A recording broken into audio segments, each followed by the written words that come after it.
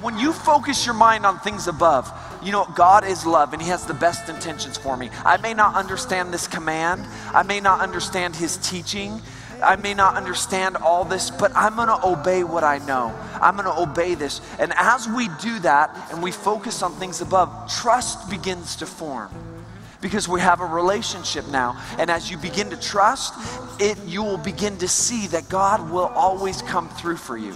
It may not be easy. It may not always feel the best, but in the end, that you will be better and stronger and more full of God than you were before.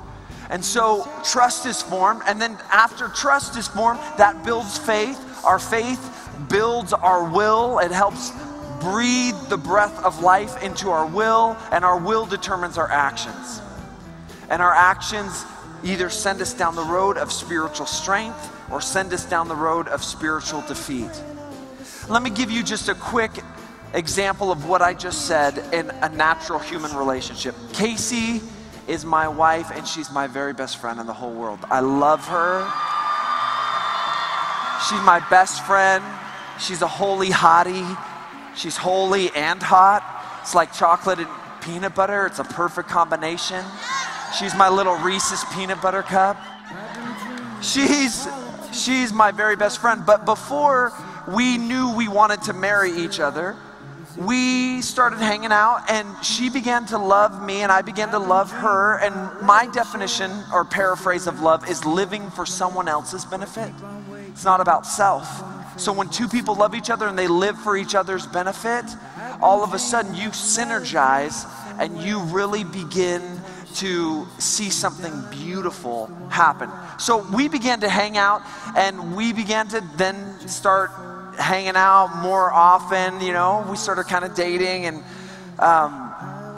we started just getting to know each other more, and I would be there and show up at the time I said I would, and she would listen to me and would never tell anyone any of my things that I shared, you know, just the sensitive things in my heart that I was sharing with her. And she just proved this trust, or she just built trust. And we built trust, loving each other, living for each other's benefit. It built trust.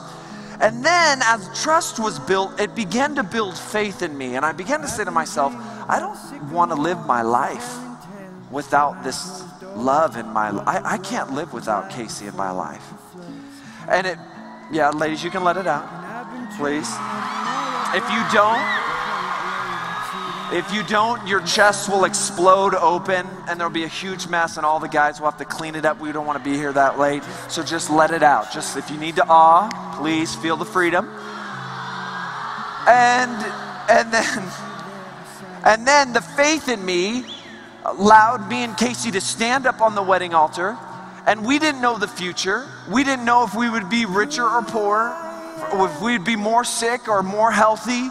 But we looked at each other and we said, okay, because love, we've lived for each other's benefit, has built trust, I now have faith, and it has changed my will so that I'm ready to take a leap of faith. And I'm ready to say, I do. And your will determines your actions. The same thing is true with God. The more you obey him and you live for his benefit and he lives for your benefit and you guys are loving each other, it builds trust in your relationship with him. As you build trust, it builds faith in you. Faith begins to blow into the sails of your will, and your will determines your actions, and you go stronger and stronger, and you're able to fight off sin. We've got to think on things above, not just on things on this earth. That's how we fight. That's how we win.